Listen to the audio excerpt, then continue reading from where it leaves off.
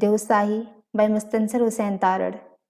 میخانے شمال کے دروازے بند ہیں۔ پچھلے پہر ہم نے سکردو کے بازار میں زو کا گوشت کھایا، پکوڑے کھائے، منٹو نوش کیا اور پھر اپنی کوہ نوردی کے گورو محمد علی چنگیزی کے دفتر کا رخ کیا۔ تارڑ صاحب، سکردو روڈ مکمل طور پہ بلاک ہے اور اسے کلیئر ہونے میں کئی دن لگ جائیں گے۔ فلائٹس بند ہیں، موسم خراب ہے اور دیوسائی ابھی تک نہ صرف برف سے ڈھکا ہوا ہے بلکہ وہاں مزید برف باری ہو رہی ہے، بلکہ یہاں تک کہ جھیل ستپارہ کو جانے والی روڈ بھی بند ہو گئی ہے۔ آپ ابھی اطمینان سے سکردو میں ٹھہریں، فی الحال دیوسائی جانے کا ارادہ ترک کر دیں۔ چنگیزی نے ساری اچھی اچھی خبریں یکمشت سنا دیں۔ اس کی مسکراہٹ میں ابھی بھی وہی طلسم تھا جو نہ صرف غیر ملکی دلوں کو زیر کرتا تھا بلکہ ہمیں بھی گرفتار کرتا تھا۔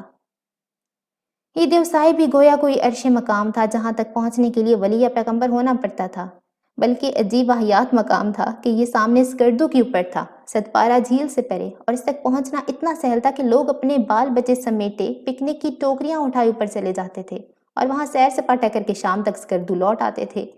جیپوں کی ٹریفک جاری رہتی تھی اور کوہ نورد یوں ہی ٹہلتے ہوئے وہاں پہنچ جاتے تھے۔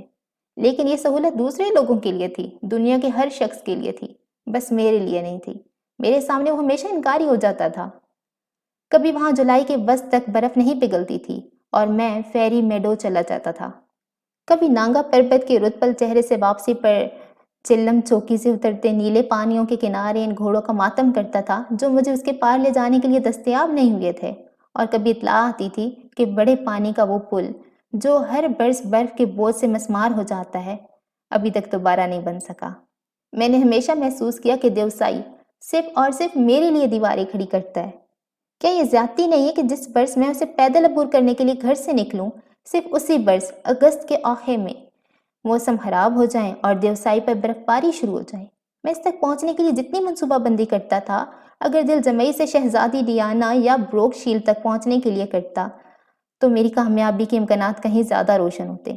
لیکن دیوسائی بھی جانتا تھا کہ اس کا ایک پھول، ایک ریچھ، ایک بادل ان دونوں سے کہیں زیادہ حسین ہے۔ اب سکردو میں کہاں پڑے رہیں گے چنگیزی صاحب؟ دیوسائی کو دفع کریں۔ ہم چند روز حاجی مہدی کے باغ میں گزار آتے ہیں۔ اس کولے کے لیے جیپ کا بندوبست کر دیں۔ اس کولے روڈ بند ہے تو جیپ کہاں سے جائے گی تارڑ صاحب؟ چنگیزی میری حماقت سے خوش ہو کر کہنے لگا۔ تو پھر ادھر کیا کریں گے بیٹھ کے؟ ہوشے چلے جائیں، مشابرم کے بیس کیمپ تک ٹریک کر آئیں گے، کیا خیال ہے؟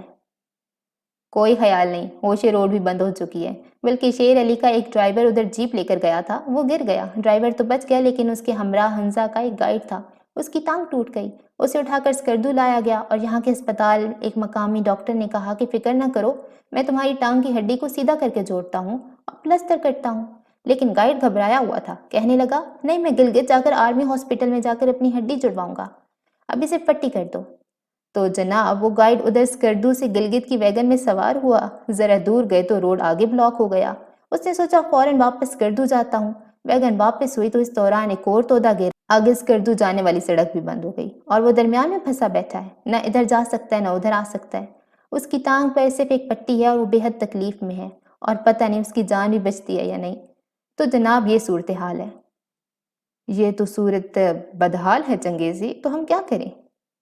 تو آپ انتظار کریں سر، زو کا گوشت کھائیں، سوکھی ہوئی خوبانیاں کھائیں، لاہور فون کر کے بچوں سے باتیں کریں اور انتظار کریں، اور کیا کر سکتے ہیں؟